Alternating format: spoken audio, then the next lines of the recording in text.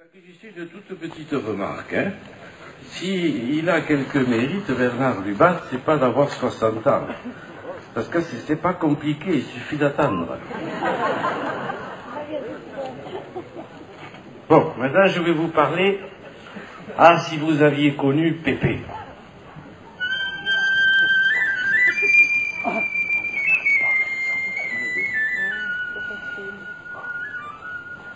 Vous savez, je parle d'un temps où j'étais jeune. Oui, il y en a qui doivent trouver qu'il y a longtemps, mais je vous rappelle quand même que nous, on a traversé 2 canicules, hein. Et comme ça s'annonce, vous allez en traverser pas mal, hein. Donc, du temps où j'étais jeune, on n'avait pas la télévision. Mais on avait, nous, la cheminée, avec le cantou, où il y avait un Pépé. Notre Pépé. Il était toujours presque allumé, lui. Alors, à ce moment-là, il y avait les réclames pour la télévision qui commençaient. On disait 40 cm, 50 cm, en noir et blanc, avec la caisse en acajou ou en chêne, assortie à votre intérieur. Nous, notre Pépé était parfaitement assorti à l'intérieur. Complètement. Et alors, c'est vrai que c'était un robuste gaillard de 87 ans. Et il racontait des histoires. Alors, ça se savait. Les voisins disaient à la maison Célestine, ce soir, il y a Sébastien qui raconte. Il venait surtout le vendredi parce que c'était les histoires X. Alors là, on nous envoyait coucher, mais comme l'insonorisation n'avait pas été prévue dans la maison, on entendait tout et on rougissait au lit. C'est très agréable. Faites-vous aider, vous verrez. Et ce robuste, donc, Sébastien, racontait des histoires tous les jours, mais moi je préférais le dimanche, parce que le dimanche c'est le seul jour où il ne travaillait pas, sauf quand il fallait rentrer du foin, quand il y avait la pluie. Mais ce jour-là, il jouait aux quilles, alors il chuquait 2 fois plus. Il restait allumé jusqu'à 2 heures du matin. Les jours que j'aimais le moins, moi, c'était quand les gens lui demandaient de raconter comment il avait connu Mémé. Pourquoi le mariage du facteur était tombé à l'eau. Pourquoi le curé s'était fait réprimander par l'évêque. Ça, on avait remarqué, mais on a compris plus tard qu'il la racontait jamais quand il y avait Amélie. Et puis, il racontait des légendes, des contes, des cours d'agriculture, parce qu'il aurait aimé raconter d'autres choses, mais il disait qu'il faisait un service public, qui devait être utile à tous.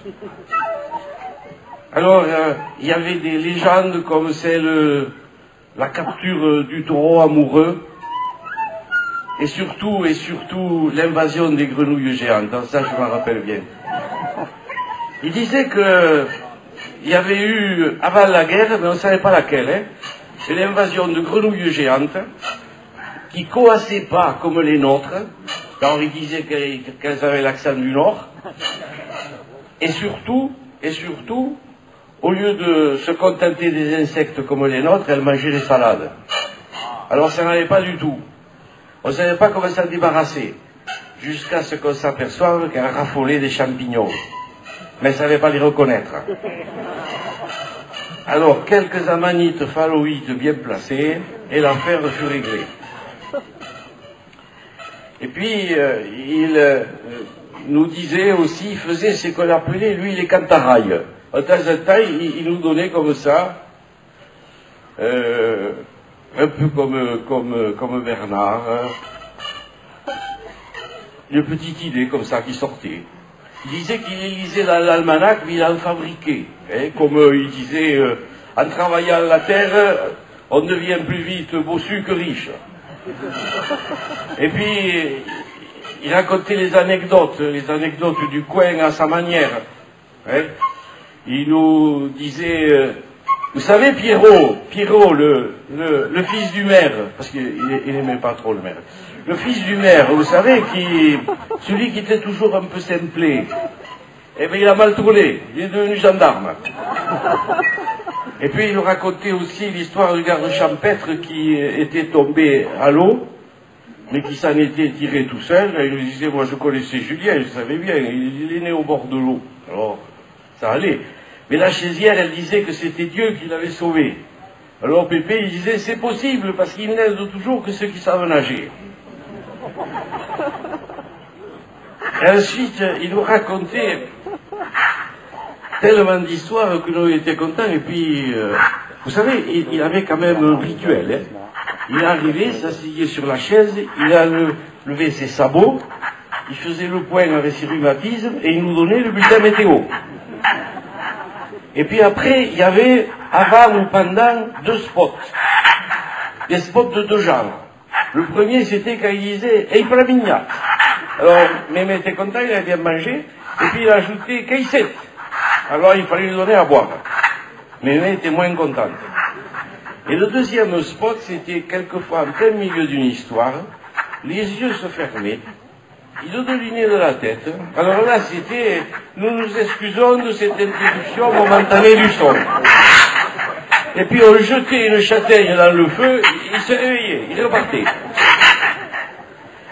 Puis il nous racontait aussi des histoires un peu toujours contre le maire. Il nous disait que le maire, il avait fait un terrain de rugby, ça c'était vrai, mais il l'avait fait en pente. Évidemment pour avantager notre équipe. Pépé disait, il ne savait pas qu'à la mi-temps on changeait de camp. Et puis tout se passait bien, et puis un soir, on était tous réunis, alors là, il y avait ça chagatait dur, le vent partout, la pluie. Nous on était assis, on attendait Pépé. Pépé est arrivé, tout dégoulinant là. Il a levé ses sabots, il n'a pas donné le bulletin météo parce qu'il n'y avait rien à dire. Et puis il a commencé. On savait que ce jour-là, on aurait eu quelque chose de tragique. Et à peine il avait commencé, il nous a dit, c'est l'histoire des 7 loups. Les 7 loups qui ont mangé davantage de brebis qu'une épidémie de tremblantes. Et à ce moment-là, un jour, et puis il s'est arrêté, il faisait comme ça des pauses de suspense que nous on appelait grandes trouilles à ce moment-là. Et puis tout d'un coup, il y a eu un patac dans la cheminée, les flammes du feu ont dansé comme des danseuses de flamenco. Jusque-là, ça nous intéressait, et puis tout d'un coup, flac, tout noir de suie. La foudre était tombée dans la cheminée. On nous a dit que ça n'arrive qu'une fois sur 1 million. Ça nous faisait une belle jambe, à nous de savoir ça. Hein. On était tous noirs de suie. On a été se laver, tous, on est revenus, et on a dit... allez Pépé, la suite.